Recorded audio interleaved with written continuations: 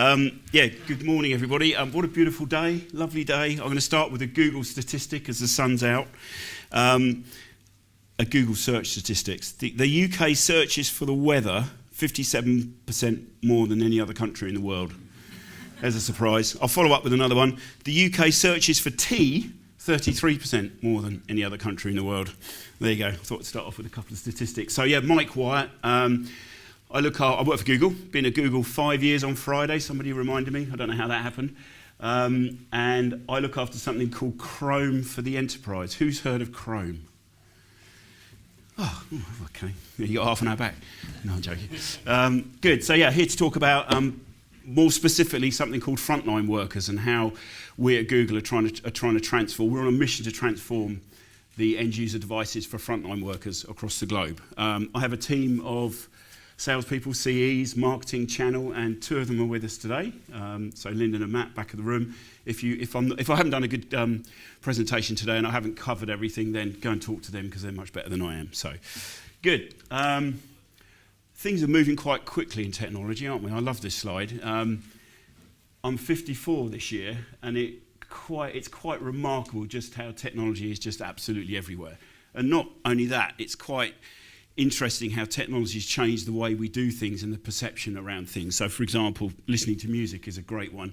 Said I've got two teenage daughters. I was clearing out my garage a couple of weekends ago, and I found a box full of compact cassettes. My daughters went, "What?" Well, and I tried to explain to them that this is how we used to listen to music, and you had to listen to the whole side, all 45 minutes, and then turn it over and listen to the other 45 minutes on a C90. Of course, now we've got Spotify, so that's completely transformed the way we listen to music. And I'm not going to go through these, but Tesla's transformed, well, hopefully, if global warming is to be changed, hopefully Tesla will change the way that we drive cars. I can set my heating, well, not today, I can reduce my heating today with my mobile phone using Nest. Again, something that would have just been science fiction 20, 30 years ago. So the way we're looking at technology is changing, and it's changing really, really quickly because we're consuming technology in different ways. And this is really my opening gambit for Chromebooks because we're all used to iOS, we're all used to Windows, we've been using it for years and years and years. But there's a new kid on the block. We're not that new. We're actually about 10 years old. So I just wanted to talk a little bit about that today. Always start with a lovely Google mission slide. And it's interesting because it's a really good sort of segue into what we're trying to achieve with Chrome. But our main goal and our mission across the whole company for the last 20 years is really to organise the world's information and make it universally accessible and useful for everybody. And with the huge amount of data that there is now in the world, that mission statement is more relevant now than it ever has been. But there's no point having a mission statement like that unless the people that are actually accessing that data and that information do it on some type of a device. And ideally, that device doesn't want to get into the way. It doesn't want to stop them working the way they want to work. It should actually enhance the way they want to work, which is something we're trying to achieve here at Google. Very proud of this stat here. So we actually sit in the Google Cloud platform. So Chrome as a business unit within Google sits within the Google Cloud platform, which obviously has competitors in Microsoft and Amazon AWS, as we know. But we're bringing our cloud technology to enterprises and end users really on the back of the success that we've already had with those 8 products. So we've already got 8 products out there with over 1 billion users. Chrome browser, how many people use Chrome browser in the room? Okay, so 300 million users in enterprise, over 2 billion users. So it sort of makes sense that if you're already using something like a Chrome browser to search every day, then ideally, wouldn't it be nice if you could transfer that experience that you have on the Chrome browser onto your device as well? That's what I'm going to talk a little bit about today. So, frontline workers. Who knows what a frontline worker is? Did you know there's 900 million frontline workers in the globe today? They are the backbone of pretty much every company out there, if you think about it. So what we're doing with Google and with Chrome is we're really taking our solutions to this frontline worker. So we're qualifying companies to see if they've got frontline workers because Chrome's a really good fit into that. And I'll explain a little bit more about that. Because frontline workers are really what we call cloud workers. And people say, cloud, some companies are going to the cloud, some companies are on their journey, some companies are more advanced than others. But actually, every company will be in the cloud. In a few years' time, you'll walk into a company and you'll have a chat with the CIO and you'll say, What do you mean you've got an Exchange server in the back of your room? What do you mean you've got a piece of kit that's running a database that needs to be serviced and maintained by 5 people in IT? Those days are going, and they're going very, very quickly. And if you think about it, every single person in this room has got a mobile phone. Every single person in this room uses a mobile phone all the time. So we're actually all cloud workers anyway. But companies are going towards this. And there's a lot of real great benefits, which you and I'm not going to preach about this. Everyone knows the benefits of going to the cloud. You know, free from physical constraints, able to access SaaS applications that get updated frequently, great security that goes with it, but more importantly, sort of the value, the speeds and the convenience that goes with cloud working. So cloud working is really, really important. However, as users and as consumers, we're used to stuff working all the time. When was the last time your mobile phone went down? When was the last time you didn't get connection to O2, Vodafone, 3? It doesn't happen anymore, does it? Used to, but it doesn't happen anymore. So we're absolutely used to this always on, work from anywhere, any place. And in fact, in a recent Metro paper, I was on a train a couple of weeks ago, and this was a survey that came out in the Metro. And these were the most annoying things. These are the things that people moan about most in an office. So these are the things that people complain about most, office workers complain about, or workers complain about. I'm not going to go through them, pretty obvious. But it shouldn't really be the case, should it? Because if we're using our mobile phone, if you're my daughter's 24/7, and it's on all the time. So why isn't all of our other technology on all the time? Why do we have to go through all of this stuff? And what are the impacts that these problems are having? And how's that affecting your workforce and more importantly, your frontline? So if we could solve all of this, we would have a much more productive workforce. Because we want this undisputed access, because we're used to it.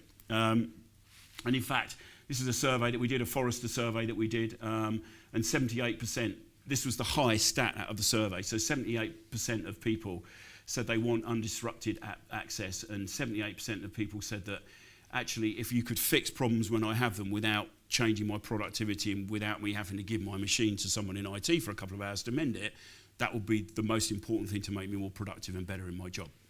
Makes sense so far? Good.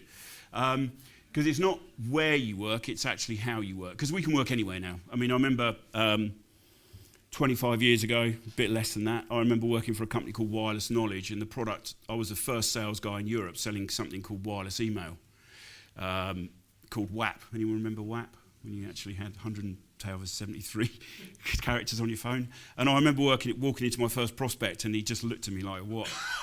What are you doing? Are you mad? mobile email? That's never going to happen. And I remember the martini phrase, anywhere, anytime, anyhow. That was a whole mantra in our company to try and really get people to understand that in the future you will be able to work absolutely anywhere. And I remember having a slide of me on a beach with a mobile phone, and people laughing at it. You'll never get connectivity on a beach. Look at it now. It's completely changed. We expect to be able to work anywhere and access any application anywhere in the world, pretty much. So times are changing. But we believe at Google that actually the old operating systems that are out there that have come from legacy, that have been built from 20, 25 years plus, they might not necessarily be fit for purpose for this new cloud frontline worker world. And in fact, 80% of the global workforce now is deskless. Again, this came out of another survey that we did. And deskless users or frontline workers are actually the backbone of all the companies that are out there. Let me explain that a little bit more. Because 89% of companies in the future think that they're going to compete purely on customer experience. Customer experience is the new thing going forward, because it's so competitive out there.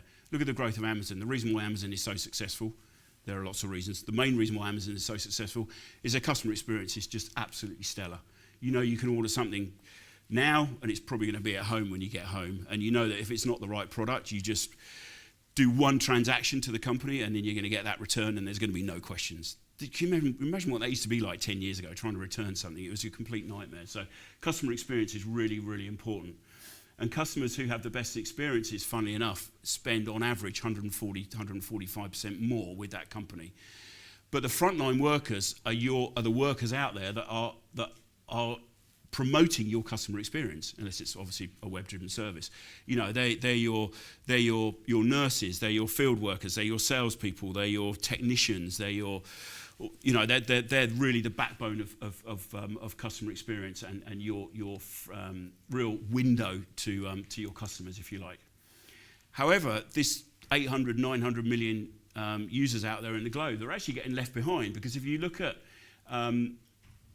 giving workers new devices and new technology in the marketplace globally today, you'll see that the frontline workers actually aren't being given new kit. They're the ones that are struggling. They're the ones that are primarily are the last thought when an IT company looks at a new device refresh, for example. Which is wrong, because if they're in front of customers and if they're increasing your customer experience and your bottom line, surely they should be the people with the best devices, the best devices that always work, that access what the customer needs. So quite an interesting stat. And if you're not giving frontline workers the right tools, it means that they're not engaged with their customers and they're not engaged with your front line. So, and in fact, again, another survey that we did said that frontline workers are actually more pessimistic than their managers, interestingly. So they're less motivated than their managers. Now, I'm a manager. All managers are motivated, obviously. But it's a good point, because if they're in front of your customers and they're less motivated because they've got bad kit and they're not accessing the things they want to access, that's going to affect your bottom line. It's going to make them look bad in front of your customers. And the average turnover among hourly employees, for example, is 65%. So there's a big churn rate as well. And overall, again, you've got to put a big US billion-dollar number up there. But overall in the US, again, Gallup said that disengaged employees cost the US economy probably more than anything, up to $600 billion a year in lost productivity. So getting the right devices and the right technology in front of this frontline worker community and this frontline worker set of people is really, really important. So, at Google, we believe that Chrome, and I'm going to talk about Chrome in a moment, but we believe that Chrome is really the way to unlock the potential in this frontline worker workforce. And you can do that basically with 4 pillars. One of them is, with better employee experience. If you've got a better device and better access to what your customers actually want, then you're going to get a better experience, which gives you better customer experience. But also, you have to do that to ensure that it's also very, very secure. And then if you put all of that together, that's going to give you increased value and it's going to increase your bottom line. So unlocking the potential of these frontline workers is really, really important. And Chrome can do that. And this is a history of Chrome. So we all know Chrome browser. So we brought Chrome browser. We looked at things like Internet Explorer and some of the other browsers that were out there about 10 years ago. And in typical Google style, all the engineers got together and they thought, what if we can make the Chrome, or what if we can make the browser experience slightly better for people? So we built Chrome browser in 2008. We did it very quietly. There was no marketing campaign. We didn't really push it. We just let it go out there just to see what would happen. And sure enough, we've now got over 2 billion users. So it was really a really, really successful product for us. And you can see how we've built the Chrome browser all the way through to now Chrome Enterprise, because we realised that if you build a Chromebook or a device that primarily works on the Chrome browser as your access point, actually you get a lot of really good benefits for that. I'm not going to go through the whole history of Chrome, but you can see we've got a lot of engineers working on this, and it's something that we're really, really serious at Google. When I ask people at the beginning of a presentation, have you heard of Chrome, a lot of people think education. Chromebooks in education have been absolutely ridiculously successful for us, for a few reasons. One, because they're shareable devices, which is great in a classroom. If maths classroom comes in now, uses their Chromebook, logs on with their school credentials. The maths class then finishes their class. The English class then comes back in. They can use the same Chromebook, log in with their own credentials. So as a shareable device, it's absolutely perfect. They're also cost effective as well, which is great for schools. They're also really, really secure, again, which is great for schools. And we also had a thing called Google Classroom, which was a set of applications which sit on the Chromebook, which basically make pupils' and teachers' lives a lot more easy. As a result of that, we're now #1 by a huge majority in education globally. So there's more Chromebooks in education than any other device out there. So we thought, if it's so good for kids and if it's so good for teachers, maybe there's something here for enterprise as well. Maybe the benefits that we're seeing coming out of that vertical is something that we could replicate in the enterprise. And that's really what myself and my team globally are trying to achieve. And as an example of how this is becoming successful, in Q1 of this year in EMEA, we actually sold more Chromebooks and Chrome Enterprise licenses than we did in the whole of 2018. That's just to show you how fast it's growing. We're still only about 2% market share. So if you look at iOS and you look at Windows, Chrome as an enterprise OS is about 2% market share.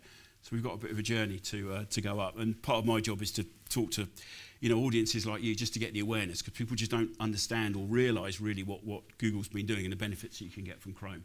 So this is what we're trying to achieve. And we're already doing it, so we have to have a logo slide as a leader Chrome. So these are some of the customers that are going, that have already gone Chrome. As you can see, mainly European, so it's a good European slide. Lots of different use cases here as well. I won't go through them, but we can talk about those. We've got a stand with all our Chromebooks over in the back, so we can talk about them. The one I will talk about actually is this one, which is quite interesting. Why would a guy from Google have a Google on his logo slide? About 4 years ago, when I was asked to take on Chrome, I was absolutely horrified. I went into a meeting with BP with a Google Cloud sales guy, and he got his MacBook out. He got his MacBook Pro out. And I remember walking out of the meeting and his boss saying to the Google sales guy, if you were a Jaguar salesman, would you turn up at that meeting in Aston Martin?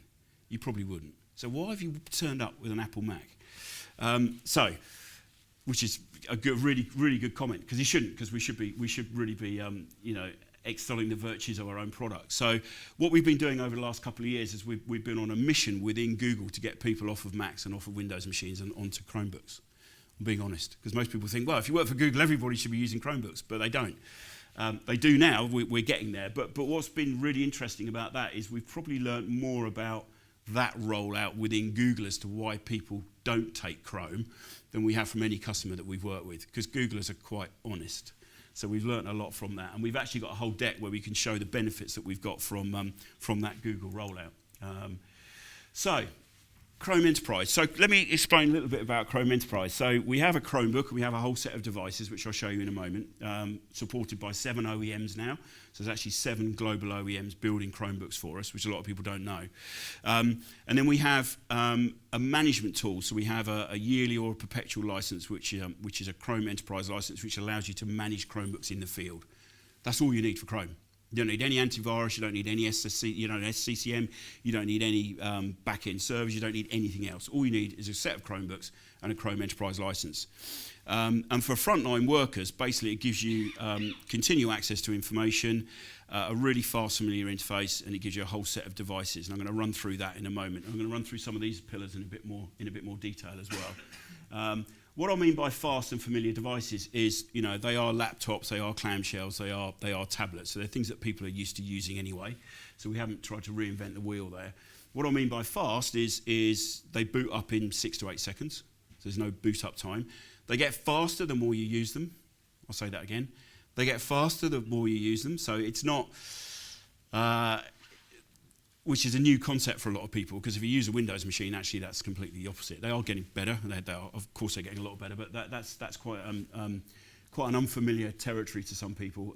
The updates happen automatically, so every 6 weeks you get a security update, you get an OS update, and it happens completely automatically, so completely fast. And then on this side, I'm going to go into this a little bit more, because it's actually the most secure OS out there, very easy to manage, which means that you get a really good investment out of the whole stack. So I'll run through this a bit more detail. So I said that, fast boot times, automatic updates. The benefit of that is that it really reduces downtime for the users. There's no, you don't have to worry about updates. They just happen completely automatically. And you can pin those updates as well. So if you've got a big organisation and you're worried about giving an update to a whole section of or community of your users, you can actually pin it and make sure it works before you do that. So cloud-based profiles, again, assistant experience across any device. So if you've got an Android phone or a Chrome device, you're getting a really consistent experience between both. And then you've got quick access using, obviously, Google's tools around AI and ML. So again, looking at frontline workers specifically, you're just giving them the tools that enable them to work really, really quickly without any downtime. I'll go through this real quick, because there's obviously a whole deck that goes behind this. But from a security level, we start right at the device. So when we ask an OEM to build a Chrome device, the first thing they have to do is they have to ensure that it actually has our TPM chip in there. So there's an encrypted chip inside the device. So it's encrypted right from device level all the way up. You've got verified boot on every machine as well. The operating system, completely secure. You've also got safe browsing, isolation, sandboxing actually in the browser itself. So if you open one tab up, that's completely separate from another tab. So when you close that tab, you close all your work down securely. And then, of course, you've got applications. So there's different ways of accessing applications on a Chromebook. One of them, which we announced beginning of last year, is actually the Play Store. So the Play Store is the biggest application store out on the planet today. You can now use Android apps on Chromebooks. So pretty much every Android app works on a Chromebook. And then you get the benefits of all the security from that as well. So suffice to say, you don't need there's no antivirus you have to buy on a Chromebook. So there's no additional cost of an antivirus. Again, people are trying to get their head around that because there's a big industry behind antivirus. Just to take away from this slide, really, really multi-layered security, very, very secure. Obviously, Google takes security very, very, very seriously because any breach could affect those 8 billion products across all those billions of users. The other thing which customers really, really like, and we've got a very nice third-party TCO calculator and tool which we can share afterwards, which you're quite happy to use, and that really shows a great TCO and ROI behind Chrome. And when we talk to customers automatically think, well, yeah, that's obvious because the products are really cheap. The actual device itself is really cheap. That's true to a certain extent, but you can also buy premium devices. There's a whole range of devices that you can buy, but that isn't just it. It's not just about the cheaper hardware. It's not just about the cheaper license and the fact that you don't need any antivirus. It's also around things like power consumption and just more importantly, the amount of IT staff that you need to manage the Chromebooks. Good example, Matt and I went to see Hackney County Council a couple of months ago, and he's just deployed 4,000 Chromebooks. And I spoke to the CIO and I said, what's the most important thing? What's the thing that you really liked about deploying Chrome? What was the biggest sort of plus point? And he said, he didn't say it was money, he didn't say it was ease of management or any of that stuff, productivity. He actually said, it's transformed my IT department from being the IT crowd guy in the bottom who just answered the phone going, have you turned it on yet? If anyone watches that. So we're now not the enemy, we're now the group within the council that have come up with a new device which makes people's jobs easier, which always works. So he said, we've now become the heroes. Which is a completely new concept for a lot of IT departments and a lot of, especially in councils. So that was a really nice story. So it's actually made the CIO and the IT department heroes within the county council, which is a slightly different spin on technology. But as I said, it's not just around the device itself. It's also around the management of the device. These things are on all the time. They work all the time, 24/7. There's 24/7 support behind it. But they're also, as I said earlier on, there's no antivirus. They're really easy to update. All of those things in a Windows world, for example, have a cost attached to them. You have to buy extra kit or extra servers or extra licenses in order to get all of this. With Chrome, the whole thing's built in. So when I talked about that Chrome Enterprise license, which is a yearly or perpetual license that you can buy with the product, that enables everything you need to manage a secure fleet in an enterprise, basically. So again, we've got a whole TCO calculator behind this. So we can share this afterwards if you like. But there's no point having a really great Chrome browser, and there's no point having a really good OS if you can't get devices. And a couple of years ago, this was my real challenge. The fact that I would go and talk to a Rentokil or a Hackney or a John Lewis or one of these great companies, and they said, yeah, we get it. Do you know what? We've got 500 frontline workers out there. We've got store workers. We get it. We want something that's cost effective, that's really cheap to manage. But I've got 15 countries I want to supply it in, and you haven't got any support with it with hardly any OEM. So I can't physically get the devices. So although I love Chrome OS, I can't physically get devices. So 2 years ago, we realised to make this a success, we had to really work hard with our major OEMs. And we've done that over the last couple of years, and we've done it really, really successfully. We've now got 7 OEMs selling Chromebooks in different form factors. everything from your cheap $200 device, £200 device, all the way up to sort of $750 premium device. Again, with tablets, Chrome boxes as well, if you want a different form factor. All with ridiculous battery life, very, very fast battery life. My Acer, actually, it's interesting, in my study I've got a mobile phone on charge and I have my Acer Chromebook on charge. If I want to check my email quickly, I don't turn my mobile phone on, I open up my Chromebook, which is completely new to some people because normally you wouldn't do that with a laptop. So the battery life and the actual time it takes to get up and working is really, really quick. And here's that in a visual slide. Here's that in a visual slide. So, it's not just first-party hardware. Google make, as you know, we used to make Pixelbooks. We now make the Pixel Slate. It's also a whole plethora of devices from other OEMs. And as a team, we work really, really closely with the OEMs as well because they've been embedded in a Microsoft world for many, many years, for decades. So we have to, continually train their salespeople in their channel to say, actually, there's a new thing coming along, this new Chrome OS. So we're working really, really closely with all the OEMs to take these solutions to their customers. Just going to talk really quickly about a customer that we're really proud of. Veolia, French company, you may have heard of them, very big, 170,000 desk workers and field workers across the globe, actually, so they're a global company. And their CIO and CEO made a very bold decision and they said, we're going to kick out Microsoft.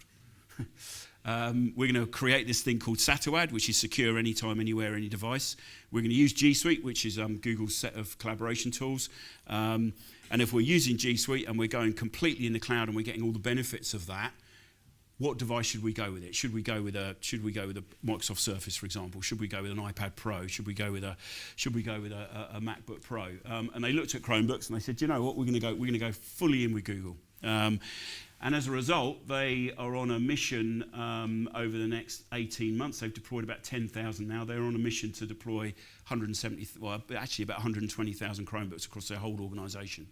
And that's multi-country. So the reason I put this up there is a couple of reasons. One, because they're a huge customer. So we're not just talking about small companies doing it. There are actually really big enterprises doing it. But more importantly, the benefits that they've got out of going Chrome and going G Suite are absolutely immense. Not just from the cost savings perspective, but just the way that they interact across different time zones and different geographies is amazing. The collaboration benefits they got out of it have been amazing. And they've reduced their IT team. They haven't sacked their IT team. What they've done is they've moved all those people that used to manage all the old legacy OS, they've moved all those onto really funky, innovative projects. So they've moved them onto AI projects and data projects and projects that are really helping the bottom line of the company. So really, really good story. Quick recap slide. So Chrome Enterprise, for most of us, it's the new OS out there. So we're the new kid on the block, if you like. If you're a CIO or a CTO, or if you're looking at devices, try Chrome. It's a new OS. You owe it to yourselves to do it. I would say that, but try it. I'm not just passionate about it because I use it in my day-to-day life. I'm passionate about it because I'm seeing the benefits that companies are getting from it. So it's not just a lower cost of ownership, which we talked about, and we've got that tool which we can share with you. It's super easy to manage. You need less staff to do it, less IT to do it. It just doesn't go wrong. It's just working all the time. Much easier to update. No antivirus. No need for a real technical knowledge. The actual console that you use to manage the devices is super, super easy to use. It's really fast. I said that. Yeah, it is actually faster than a MacBook, believe it or not. And that's good because that gives us time back to do the things that we want to do in our day-to-day lives. And then it's cloud enabled. So if you are looking at going to the cloud, ideally you need some set of cloud devices to take you on that journey as well. So yeah, this is the age of the cloud. Are your devices ready for the transition? So there's a nice link there as well. If you want to go and have a look at how we're helping customers across the globe, and especially frontline workers across the globe, to do more with Chrome. 5 minutes left, so let's do some questions then, if there are any. If there aren't, that means I've done a great job. It's really nice not to see anyone on their phone, actually, because normally when you do a presentation, people are all looking at their phones. Yeah, this means I'm getting better at it, maybe. Yeah. Hopefully, yeah. So, I must admit, I don't know much about Chromebooks. Oh, damn, I just talked about it for 20 minutes. But one of the problems we came up with in the phone world with Android, which Yep. is Chrome, is that devices would only upgrade to one or two newer operating systems, Yep. which meant that they were out of security compliance Yep. very quickly. I'm smiling. So how does this? Yeah, good, really good question. So so I did Android. That's what I joined. Google and brought Enterprise Android for work to the market. And the frustrating thing with that was, Google built this amazing thing called Android Enterprise, but the OEMs had to catch up. So as a result, you had to have the latest. You had to have Lollipop, or you had to have the latest version of the OS in order to get the benefits of what Google had built. With this, you don't need that. I mean, you buy a Chromebook, you're going to be on the latest version of the OS. We update the OS every 6 weeks. That's done completely automatically. So your device is always up to date with the most up to date antivirus security patch from us, and also the OS update as well. So it's completely up to date all the time. Even if you bought a 5-year-old Chromebook, you could get it to run the latest OS straight away. So yeah. You can run old versions, but we don't suggest you do that. So a different world from Android. On the Play Store side, which will enable you to use Android applications on a Chromebook, again, because you're just using the Play Store, you're not actually using the Android OS, you're not going to get affected by that at all. So, but it's a good question. Good question. And what about obviously in the cloud and connectivity and being on the move? Yeah. Is it? Are there any? Does it work offline? Yeah. Sorry, I talked over you there. Yeah, it's an objection we get all the time. Yeah, absolutely. I mean, I was working on this presentation on the train this morning. Last night, I just went into the presentation in Slides, in G Suite, clicked work offline, and then I could work offline this morning. So, and it saved all my changes and tweaks and everything locally. So yeah, works offline. Yeah, I was on Eurostar the other day. It was really useful for that, because the connectivity on Eurostar is awful. Yeah.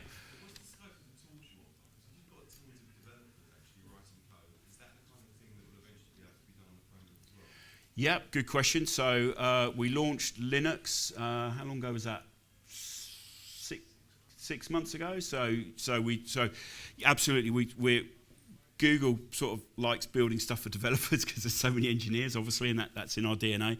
So yeah, you can use Linux on it now. So you can use it to develop on there now. Yeah. Good question. Are these been planted, these questions? Because they're all the objections that we get. So that's good. Yeah. Anything else? Good. Okay. So yeah.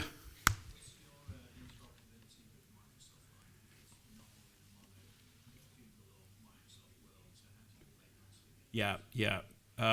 Really good question. Probably the third objection we get, actually. So it's a good one. So yeah, there's obviously if we go into a company and they're a Microsoft house, everything's built on Microsoft. They're probably using Skype for Business. They're probably using Office 365. Ideally, if you're going to get them to try and change and go onto a Chromebook, they want to run everything that they're used to. So we've had to, and we are working very, very hard to make sure that that happens. So, for example, you can use Office 365 web version on a Chromebook. So that's one thing that we did. You can use the Android apps if you want to as well on a Chromebook. So Skype we're working on really hard, so we're trying to get Skype working.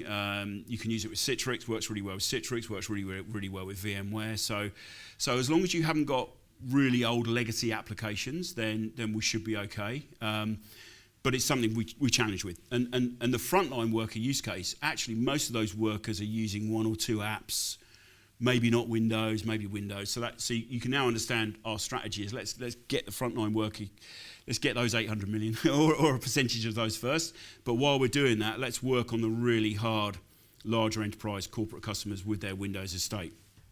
And all the engineers are working really, really hard on that. And a good example of how we try and help customers do that is we're running a promotion with a company called Softwatch at the moment. You may have heard of. So Softwatch basically is a set of tools which enables you to see which applications are running, who's accessing what. That will then give you a report at the end of it after a month or so, and it will say, actually, did you know X% of your users could go Chrome tomorrow? And we're doing that as a free service at the moment, just to try and get customers to understand the persona and the use cases and the application that people are using. So yeah, we do have people using Windows. We have to crack that because it's 90% market share. and that's not going away anywhere soon. You know, Office 365 is a great product, and people have been using it for years. So, but yeah, and another thing's printing as well. A lot of people have different print servers, cloud print, so we're figuring that out. So there are about 3 things we're trying to fix really, really quickly. That's one of them. Microsoft is one of them, which we're doing really well on. One of them's printing, and one of them's using certificates and things like that as well, because there's just a plethora of different solutions out there. We have to make sure that Chrome works with all of them. So long answer, sorry, but good question. Yeah.